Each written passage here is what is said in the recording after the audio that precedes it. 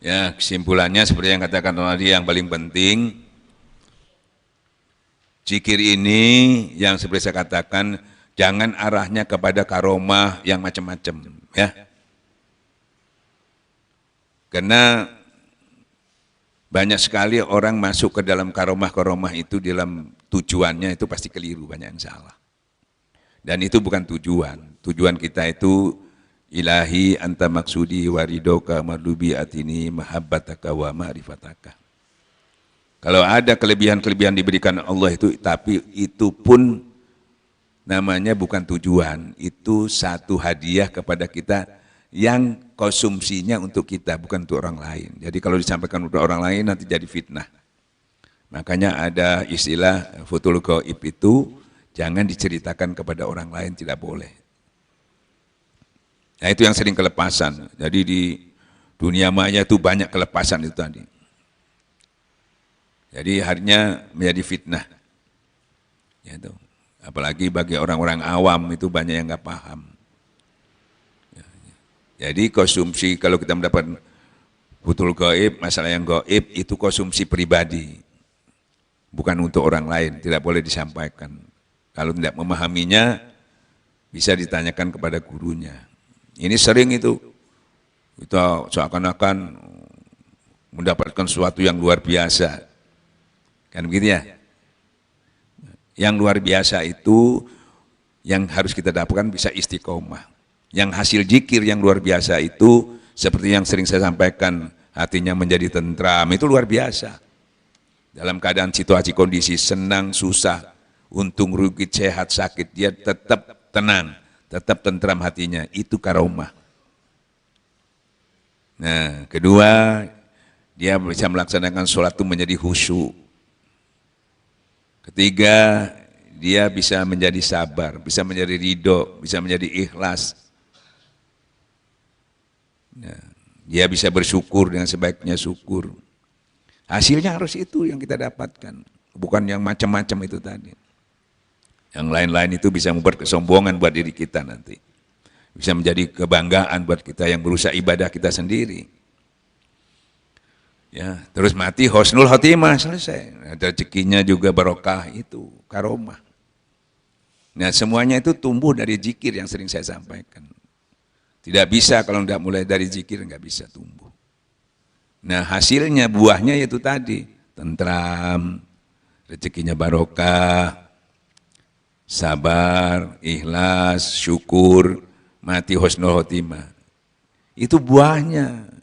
Dan itu harus kita miliki. Kalau kita tidak dapat buahnya itu sia-sia nanti. Ya.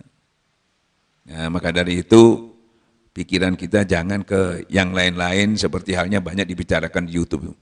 Gini, ketemu Nabi Khidir, ketemu gini, tambah bingung nanti. Kan gitu ya? Kan banyak orang yang seperti sering sampaikan, saya kepingin ketemu Rasulullah. Kalau mau ketemu baca wirid sekian. Soro ya, ketemu Rasulullah. Apalagi sampai dalam keadaan kurang bersih, kotor dan sebagainya. Tapi kalau ketemu Allah paling gampang. Ya. Ya. Paling gampang kalau ketemu Allah, kamu zikir, kamu ingat, aku ingat, selesai. Ya. Kalau ketemu Nabi Khidir, Soro, harus yadoh berapa bulan. Penting mana ketemu Khidir dengan ketemu Allah? Kan gitu ya? Ya Ustaz kan kepingin juga ketemu katanya. Ya bisa ketemu karena di sisi Allah itu semuanya itu ada di situ. Nabi Adam sampai Rasulullah itu ada di situ. Ada di sisi Allah. Jadi sampean kalau sudah berzikir ada di sisi Allah sudah ketemu. Udah masuk dalam orang pilihanku kata Allah. Udah masuk. Tapi kepingin lihat nggak apa-apa. Allah juga kamu nggak lihat. Rasulullah juga nggak lihat. Diihsankan, kamu yakin bahwa kamu dilihat. Karena kamu masuk dalam orang pilihan Allah tadi. Lewat zikir masuknya kan ya. Di mana kamu dekat, aku dekat kepada Allah. Dan dekat Allah itu, di situ semuanya. Orang-orang syaleh, orang-orang syahid, para nabi, syuhada. Semuanya ada di sisi Allah. Sampai sudah masuk ke situ, nah aman kalau di situ. Nah, itu dikatakan kamu masuk ke dalam orang pilihan Tuhan. Nah itu. Nah setelah itu, sampai bisa mendapatkan hasilnya nanti. Ya rasakan sendiri hasilnya. Sesuai dengan masing-masing apa yang sampean upayakan. Tapi jalannya sudah ada, tinggal sampai barang siapa bersungguh-sungguh mujahadah, nanti Allah yang nuntun semuanya. Tinggal sungguh-sungguhnya. Ya tahu. Nah sungguh-sungguh itu, apa yang disungguh-sungguh itu tadi? Allazi yaskunallaha qiyama wa qu'udan wala junubin, dudukmu, nonton TV, berdirimu, jalan, berbaringmu, tidur. Terus zikrullah, ingat kepada Allah. Lupa? Boleh. Tapi jangan sengaja melupakan. Upayakan terus, upayakan ingat terus.